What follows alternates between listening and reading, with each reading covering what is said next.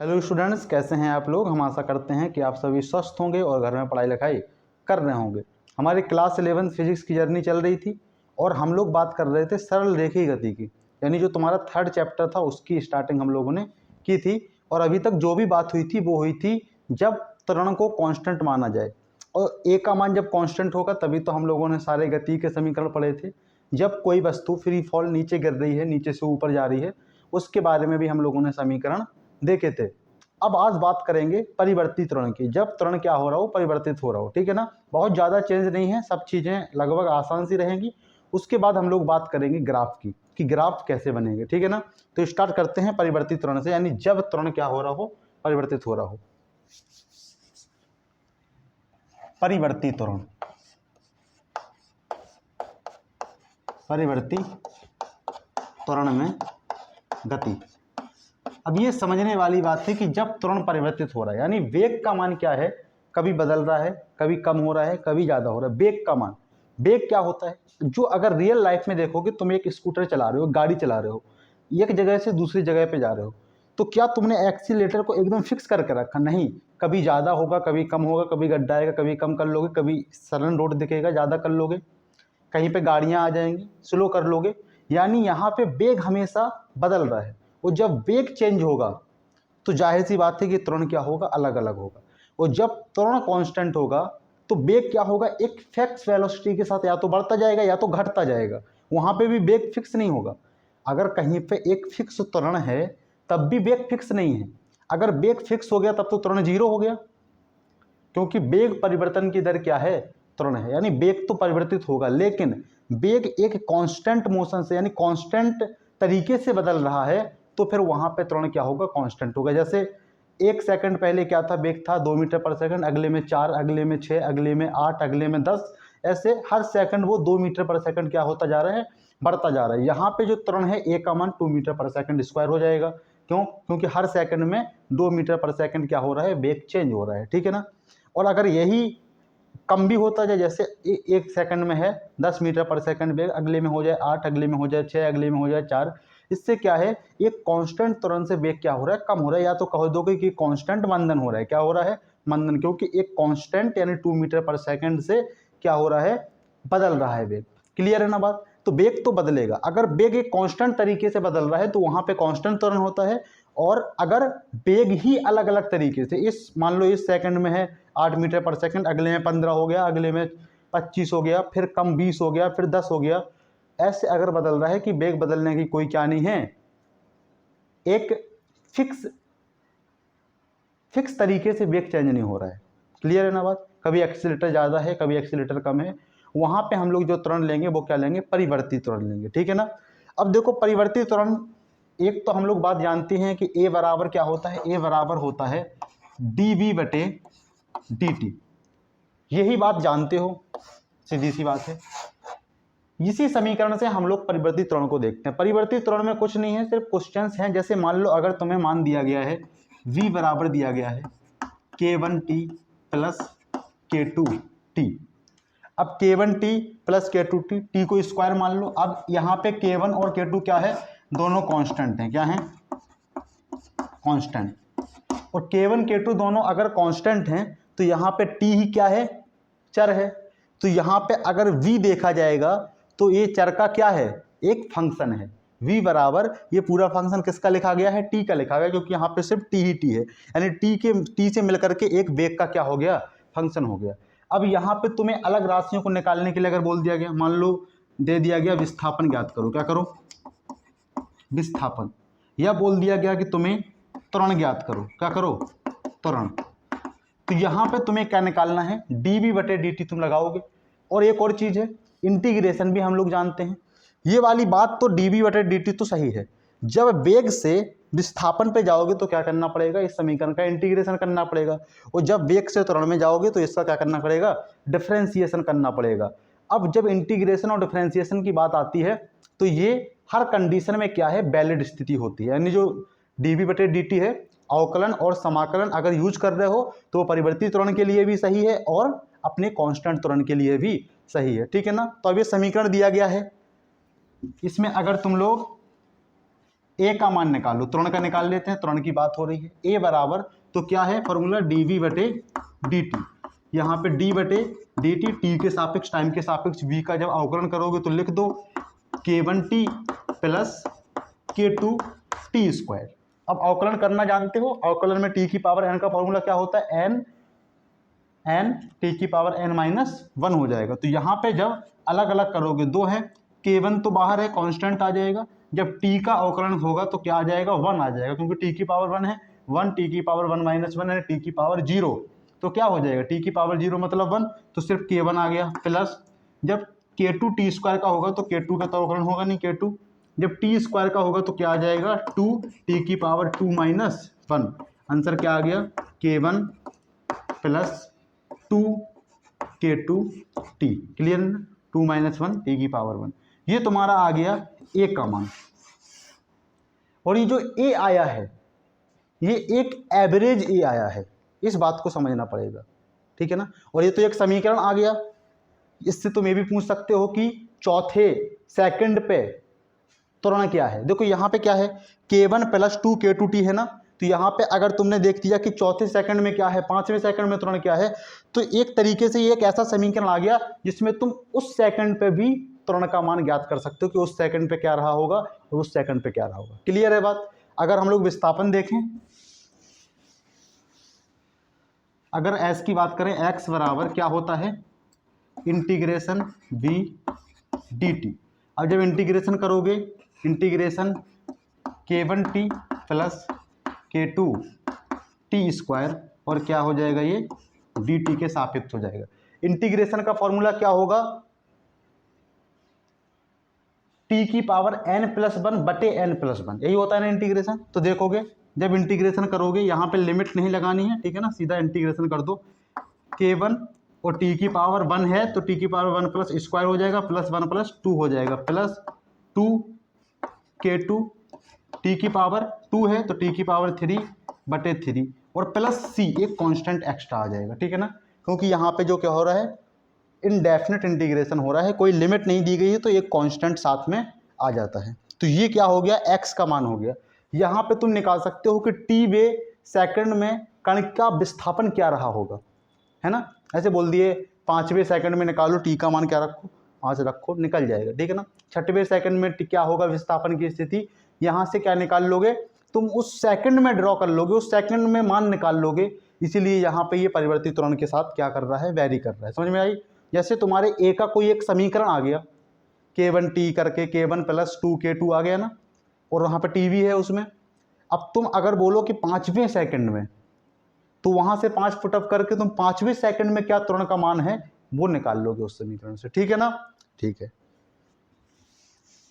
एक दो question homework देते हैं, वहां से तुम लोग क्या करना, निकालना। पहला क्वेश्चन हम लोग देते हैं वेग का समीकरण, किसका, वेग का। v बराबर दे रहे हैं 2 k2t plus 1/3 k1 t square. वेग का समीकरण t के पदों में दिया गया है, नहीं वेग का फंक्शन दिया गया है, t का फंक्शन दिया गया है वेग के पदों में, तो तुम्हें निकालना है त्वरण और विस्थापन, ठीक है। दूसरा लिख लो, x बराबर, नहीं विस्थापन का समीकरण दे रहे हैं, x बराबर 3t स्क्वायर प्लस 5t, बस x दिया गया है, तुम यहाँ पे v निकालो और a निकालो, नहीं वेग निकालो और त्वरण निकालो। क्या करोगे, x यानी विस्थापन दिया गया है, विस्थापन का क्या करोगे, विस्थापन का करोगे डिफरेंशिएशन, v बराबर होता है dx बटे dt। जब विस्थापन का डिफरेंशिएशन करोगे तो v प्राप्त हो जाएगा, और जब वेग का डिफरेंशिएशन करोगे तो तुम्हें त्वरण प्राप्त हो जाएगा। इस प्रकार से क्या कर लोगे, निकाल लोगे, ठीक है। अब हम लोग थोड़ा सा कुछ ग्राफ्स के बारे में देखते हैं, वीटी ग्राफ की बात करते हैं, किसकी, वीटी ग्राफ की कुछ कंडीशंस की बात करते हैं। वीटी ग्राफ यानी वेग समय ग्राफ। वेग समय ग्राफ को देखो,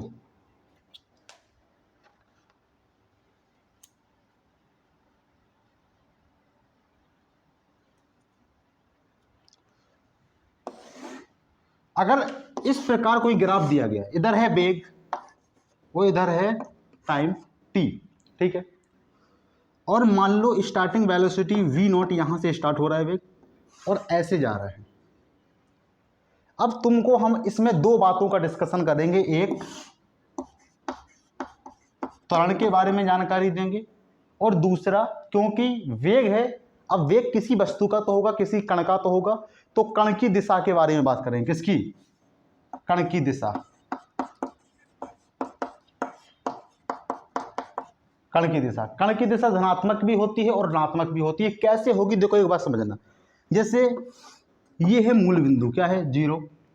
ये है 1 2 3 4 5 6, इस प्रकार 1 2 3 4 5 6, इधर क्या हो जाएगा? पॉजिटिव।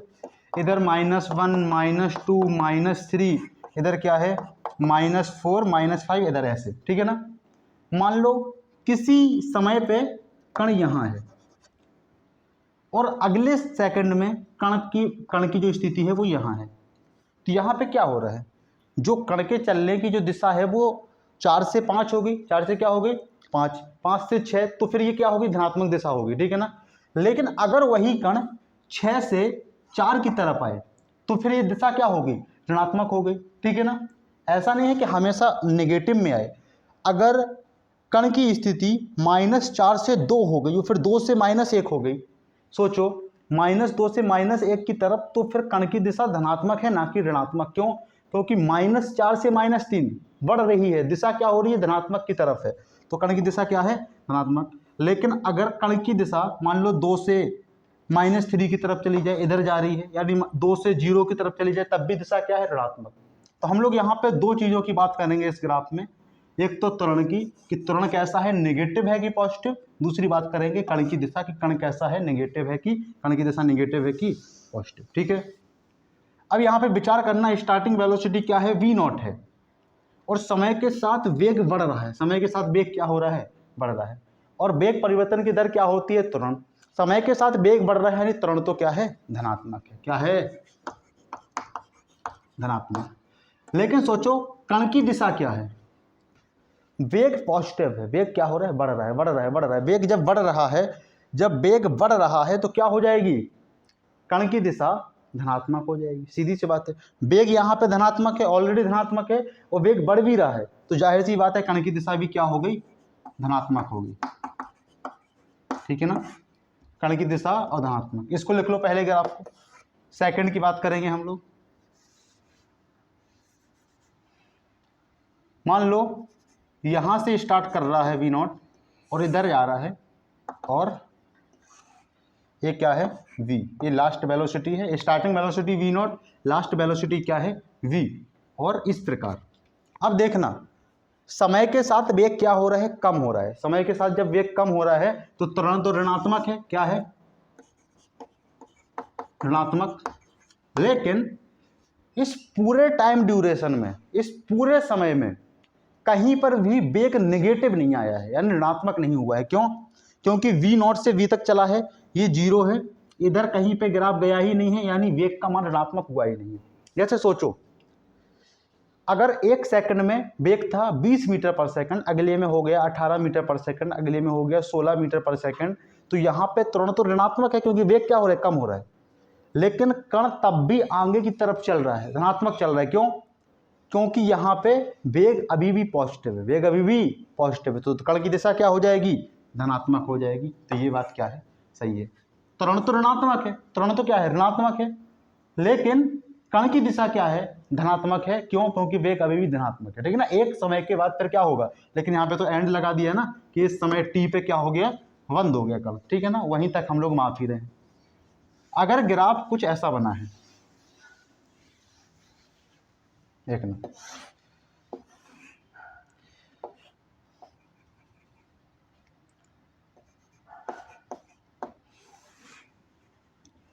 ये एंड वेलोसिटी v, ठीक है ना, ये है समय t। इसके बारे में बताओ। देखो v नॉट से हमेशा क्या होता जा रहा है? वेग कम ही होता जा रहा है, तो यहाँ पे त्वरण तो क्या रहेगा? ऋणात्मक ही रहेगा, क्योंकि वेग हमेशा क्या हो रहा है? कम हो रहा है। लेकिन जब कण की दिशा की बात करोगे तो समय t तक तो कण की दिशा धनात्मक थी, लेकिन उसके बाद वेग ऋणात्मक हो गया। जब वेग ऋणात्मक हो गया तो फिर कण क्या हो गया, कण ऋणात्मक दिशा में चलना चालू कर दिया। यानी अगर देखोगे जीरो से, समय क्या है, t बराबर जीरो है, t बराबर जीरो पे क्या था, v नॉट, यानी t बराबर जीरो से t तक कण की दिशा, अगर इसको टी नॉट मान लो, इसको क्या मान लो, टी नॉट, कण की दिशा धनात्मक है। और अगर देखोगे उसके बाद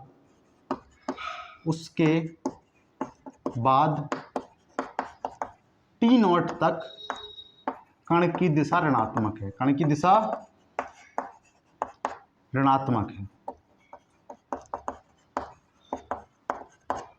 क्लियर है ना बात। टी के बाद तो फिर कण क्या हो गया, ऋणात्मक दिशा में चला गया, क्योंकि वेग ही क्या हो गया, ऋणात्मक हो गया। ठीक है ना, ठीक है।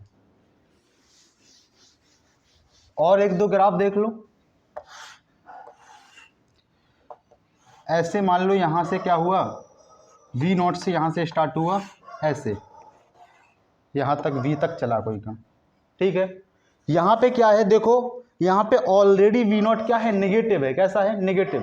तो यहाँ पे कण की दिशा स्टार्टिंग में ही नेगेटिव है और धीरे धीरे वेग और कम होता जा रहा है, तो त्वरण भी ऋणात्मक और क्या हो जाएगा, कण की दिशा भी क्या हो जाएगी, ऋणात्मक हो जाएगी। ठीक है ना, तो यहाँ पे देखो त्वरण तो ऑलरेडी ऋणात्मक है और कण की दिशा ऋणात्मक। कैसे, ऋणात्मक। क्लियर है बात। एक ग्राफ और देख लो, लास्ट ग्राफ। ये मूल बिंदु है और v नॉट यहां से स्टार्ट कर रहा है और यहां तक जा रहा है। ठीक है ना, ये v है, यहां t तक। ठीक है ना, अब यहां पे देखो एक चीज, v नॉट नेगेटिव है और v भी नेगेटिव है, लेकिन v नॉट बड़ा है और v नॉट छोटा है। हमेशा वेग क्या हो रहा है, बढ़ रहा है। वेग क्या हो रहा है, बढ़ रहा है। लेकिन वेग क्या हो रहा है, हमेशा बढ़ रहा है, लेकिन कण की दिशा हमेशा ही पूरे ड्यूरेशन में क्या है, नेगेटिव है। क्या है, नेगेटिव। तो देख लो यहां पे क्या होगा,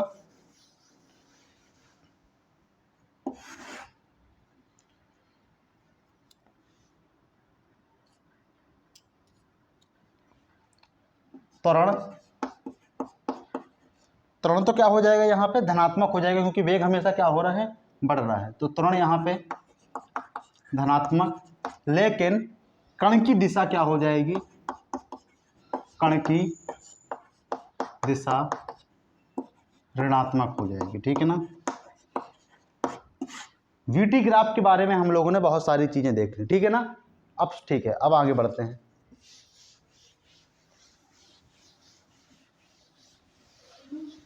अब किसी भी ग्राफ में अगर हम लोग एक चीज देखें, देखो तीन ग्राफ को देखेंगे, एक देखेंगे वीटी ग्राफ को, दूसरा देखेंगे एक्सटी ग्राफ को, किसको देखेंगे, और फिर देखेंगे एटी ग्राफ को। किसको, एटी ग्राफ को।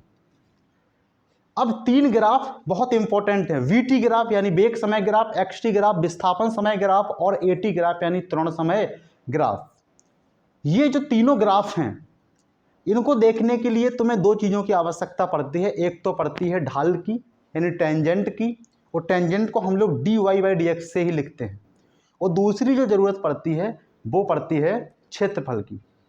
ठीक है ना, यानी जो ग्राफ बना है और एक्स अक्ष के बीच में जो घिरा हुआ क्षेत्रफल है उसकी।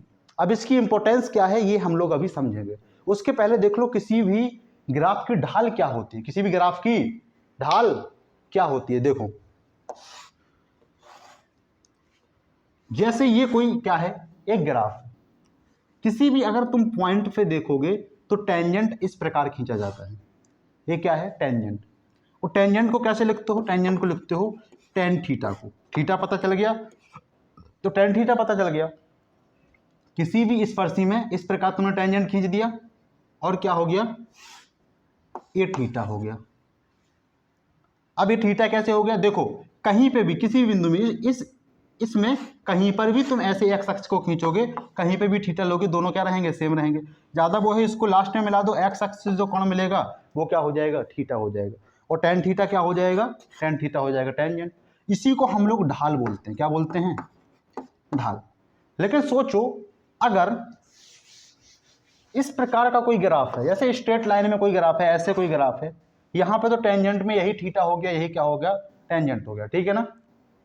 अब एक बात तुम्हें समझनी पड़ेगी, अगर ग्राफ इस प्रकार का नहीं है और ग्राफ ऐसे ऐसे ऐसे ऐसे ऐसे करके है, हर बिंदु पे टेन थीटा क्या होगा, यानी टेंजेंट क्या होगा, अलग अलग होगा। क्या होगा, अलग अलग। उसके लिए ढाल जो रिप्रेजेंट करती है वो करती है अवकलन की। कैसे, जैसे मान लो अगर ये v है और ये क्या है, t है, vt ग्राफ है, और ये इसका क्या है, कोई ग्राफ है। अब तुम्हें अगर ढाल निकालनी है तो ढाल बराबर क्या हो जाएगा, dv बटे dt। क्लियर सी बात है। वो क्षेत्रफल तो जानते ही हो, जैसे मान लो यहां तक है ग्राफ, ये तो क्या है, क्षेत्रफल है, ठीक है ना। तो क्षेत्रफल में कोई दिक्कत ही नहीं है। वो क्षेत्रफल को रिप्रेजेंट करना है तो तुम्हें इंटीग्रेशन कर देना होता है। इंटीग्रेशन क्या होता है, क्षेत्रफल अगर निकालना है, क्षेत्रफल, तो तुम्हें इंटीग्रेशन करना है v का t के सापेक्ष, v का t के सापेक्ष, ठीक है ना, v डॉट dd। एक बात हमेशा समझना, यहां पे इंटीग्रेशन क्यों करना है, क्यों, क्योंकि जो ढाल है वो अलग प्रकार का है। अगर इस प्रकार का कुछ ऐसे ऐसे तुम्हें कोई ग्राफ होता, ऐसे कोई तुम्हें ग्राफ मिला, इधर v इधर t, ये तो तुमने बंद कर दिया, एक तो त्रिभुज मिल गया, ये वाली दूरी पता होगी और ये हाइट पता होगी, सीधा निकाल लोगे ना 1/2 हाइट इंटू ब्रेथ करके। लेकिन अगर इस प्रकार का कोई ग्राफ है ही नहीं, परिवर्तित त्वरण का ग्राफ है, तो फिर वहां पे क्षेत्रफल निकालने के लिए इधर y एक्सिस में, यानी जो फलन है, y को ही तो फलन मानते हैं, फलन का इंटीग्रेशन कर दो जो x अक्ष दिशा में जो राशि है, क्वांटिटी, यानी t के सापेक्ष। क्लियर है ना बात, क्लियर है। अब देखो स्टार्ट करते हैं हम लोग तीनों ग्राफ को। वो तीनों ही ग्राफ में हम लोग दो चीजों को देखेंगे, एक तो देखेंगे क्षेत्रफल को, दूसरा देखेंगे किसको, ढाल को, ठीक है। ये VT ग्राफ, VT ग्राफ यानी वेग समय ग्राफ। अगर वेग समय ग्राफ की बात करो तो देखो, ये है v और ये है t। अब कैसा भी ग्राफ, हम लोग तो कॉमन ग्राफ की बात कर रहे हैं, ऐसे मान लो कोई ग्राफ है v और t में। अब इसमें एक तो ढाल देखनी है और दूसरा क्या देखना है, क्षेत्रफल देखना है। ढाल और क्षेत्रफल। VT ग्राफ में अगर ढाल की बात करोगे तो क्या हो जाएगा, dv बटे dt। और dv बटे dt क्या होता है, विस्थापन होता है, यानी विस्थापन की स्थिति होती है। तो VT ग्राफ की जो ढाल होगी वो तुम्हें क्या रिप्रेजेंट करेगा, विस्थापन को, यानी डिस्प्लेसमेंट को। क्लियर है ना, ये बात याद करनी, सीधा डायरेक्ट क्वेश्चन पुटअप होगा, बताओ VT ग्राफ की ढाल क्या है, विस्थापन है, सीधी सी बात है, ठीक है ना। dv बटे dt विस्थापन थोड़ी होता है, dv बटे dt त्वरण होता है, मिस्टेक हो गई यहाँ पे।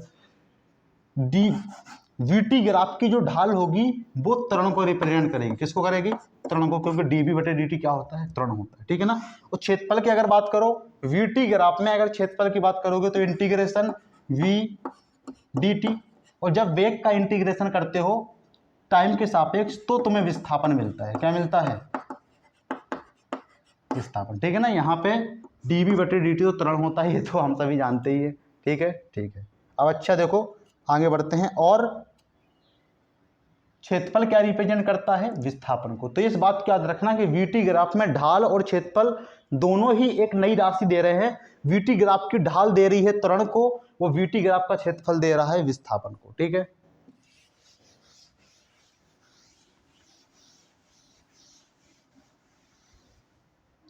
XT ग्राफ की बात करें, XT ग्राफ यानी विस्थापन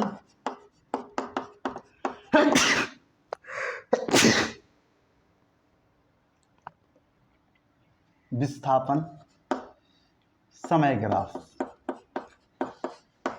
विस्थापन समय ग्राफ की बात करें तो ये x है और ये क्या है, टी है, एक्स टी ग्राफ। मान लो कोई भी क्या है, अब इसमें ढाल देखोगे तो ढाल तो x क्या है, फलन है, और t क्या है, चर है।